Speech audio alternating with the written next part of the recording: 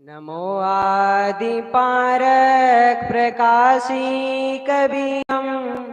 नमो शांत संतत परम शांति धीरम। नमो बोधदाता सकल दुख कीसम। नमो मुक्ति जीवन पारक पदधीसम। पारक सिद्धांत के आदि गुरु सदगुरु श्री कबीर साहिब, अर्चनी बंदी संत समाज साहिब जी की आज्ञा हुई है। आज्ञा पालना आप सभी के समक्ष संतों के विचार।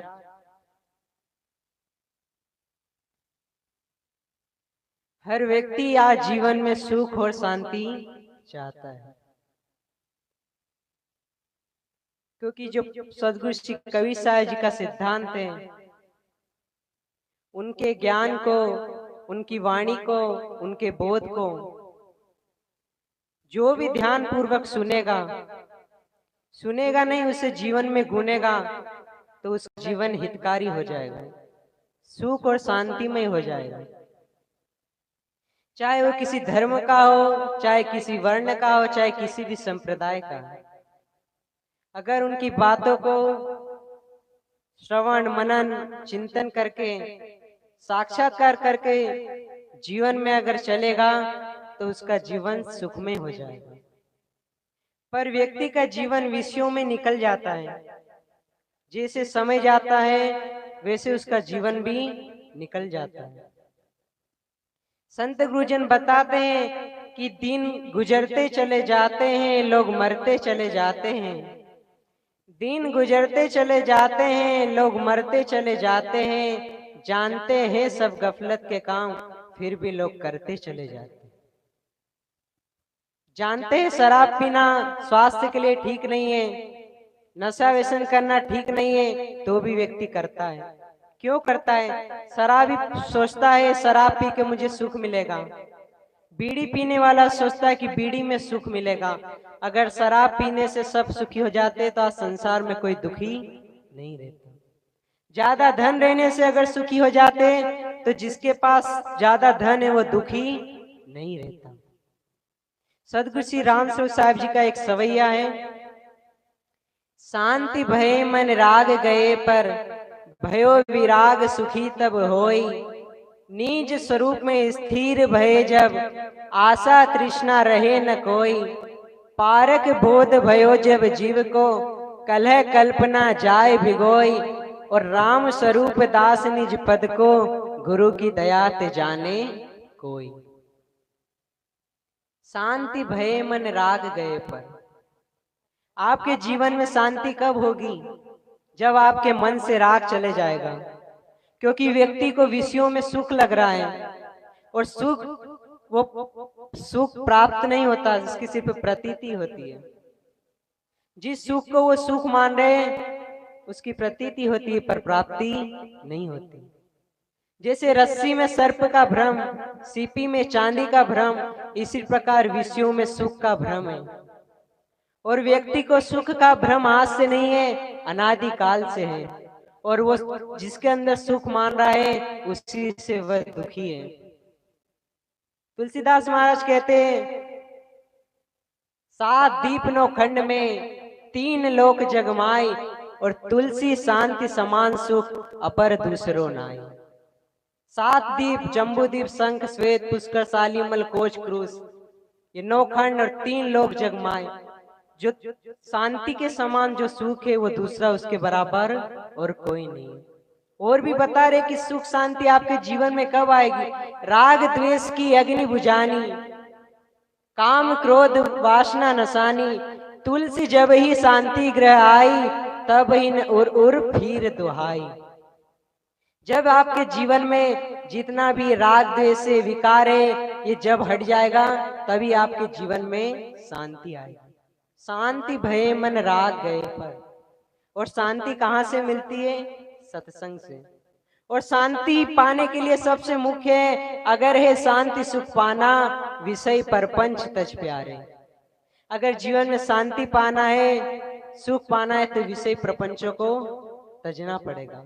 पर व्यक्ति विषय प्रपंचों को नहीं तज पाता, उसी में आसक्त है, अनादिकाल से आसक्त है, क्योंकि वो संत गुरुजनों के सानिध्य में जाता नहीं, जिससे उसे पारक बोध होता नहीं, और पारक बोध होता नहीं तो विषयों की आसक्ति से छूट पाता नहीं।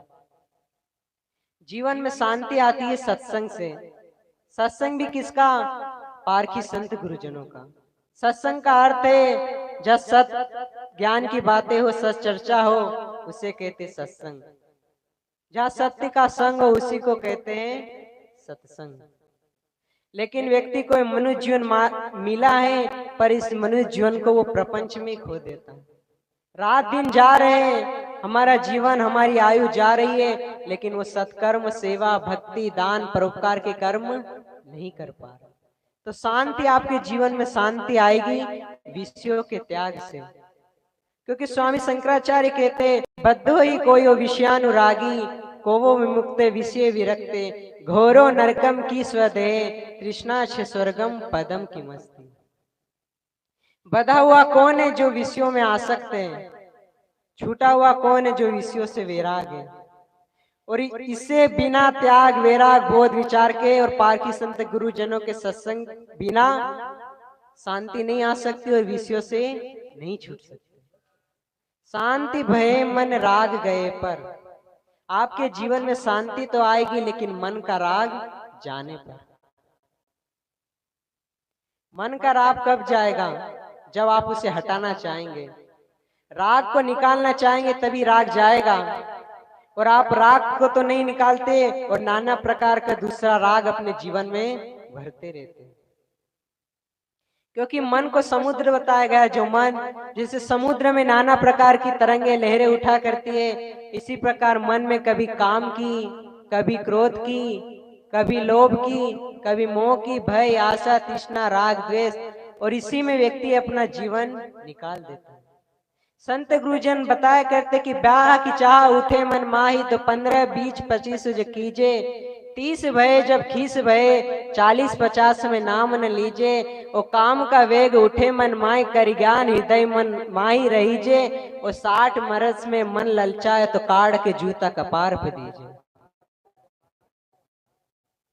इतना जीवन हमारा सत्संग में गुजर गया, सेवा भक्ति में गुजर गया, और बीड़ी, सिगरेट, तंबाकू, इन आसक्ति को नहीं छोड़ पा रहे, छोड़ना नहीं चाहता। कहता तो है कि मैं विषयों से वैराग रहना चाहता हूँ, विषयों से मुक्त होना चाहता हूँ, लेकिन भीतर भीतर घर मूसा हूँ। भीतर से नहीं, बाहर से। बाहर से तो कहता कि मैं संसार से दुखी हो गया हूँ। क्योंकि व्यक्ति सुख किस में मान रहा है? या तो प्राणी में या पदार्थों में। जिस शरीर में सुख मान रहा है वो शरीर तो नाशवान है। जिस प्राणियों में सुख मान रहा है वो प्राणी मनवशी है। जिन पदार्थों में सुख मान रहा है, पदार्थ तो विजाती है, इनसे सुख नहीं मिल सकता। क्योंकि देह में सुख मान रहा है, जाहि देह माई तू अनेक सुख मानी रहे, ताहि में विचार दे कौन बात भली है। मेद मांस मज्जा रख रख में रकत बिरो, पेट ही की पिटारी ता में ठोर ठोर मली है। हाथ हाड़न के हाथ पाव, हाड़न के नैन नाक, हाथ पाव मुख सोई, सब हाड़न की नली है। और सुंदर कहत्याई देख जन भूलो कई, भीतर भंगार भरी ऊपर तो कली है। भीतर तो सब 10 द्वारकों में नरक में भरा है, नरक ही भरा है, तो भी व्यक्ति इसमें सुख मान रहा है। विषयों से आज तक कोई सुखी नहीं हुआ है। सुखी हुआ है तो विषयों का त्याग करने से ही सुखी हुआ है। तो शांति भय मन राग गए पर, भयो विराग सुखी तब होय। निज स्वरूप में स्थिर भय जब, आशा तृष्णा रहे न कोई। जब जीवन मुक्त, जीते जीते जीवन मुक्त अवस्था बना लेता है, जीवन मुक्त के बाद जब वो विदेह मुक्त हो जाता है तो अपने स्वरूप में ठहर जाता है। ना किसी प्रकार की उसके जीवन में आशा रहती है, ना तृष्णा रहती है। पारक बोध भयो जब जीव को, कलह कल्पना जाए भिगोय। क्योंकि पारक बोध कहाँ होगा? सत्संगत में जाकर जानो सार असार, और भ्रम भूल सारी मिटे मिले बोध अक्सार। कहाँ पर? सत्संग में जाकर। क्या जानना है? सार असार। सार क्या? मैं सार हूँ। और ये पंच तत्व, जिन सुख शांति व्यक्ति किसमें मान रहा है? इन पंच तत्वों में, पृथ्वी, जल, अग्नि, वायु, आकाश। कोई पृथ्वी को देवता मान के पूज रहा, कोई जल को, कोई अग्नि को, वायु को, आकाश को। वो जड़ है, ना वो स्वयं को जानती है ना दूसरे को। और चेतन जी पांच तत्वों को भी जानता है और अपने आप को भी जानता है। तो पारक बोध भयो जब जीव को, कलह कल्पना जाए भिगोई। व्यक्ति के जीवन से ये कलह कल्पना कब जाएगी? जब वो निकालना चाहेगा। राम स्वरूप दास निज पद को, गुरु की दया ते जाने कोई। समय पूरा हुआ, यही वाणी को विराम देता हूँ। बोलिए श्री सदगुरुदेव की जय।